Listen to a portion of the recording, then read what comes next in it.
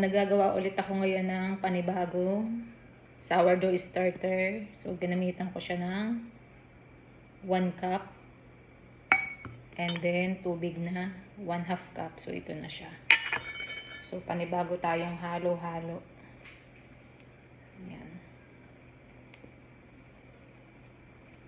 Halo-halo.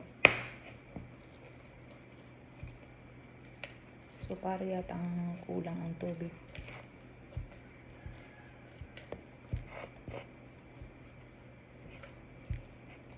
Parang hindi tunay ang 1/2 cup kasi siya ay hindi pa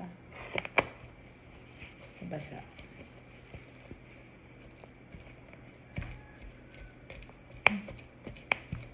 So, halo-halo.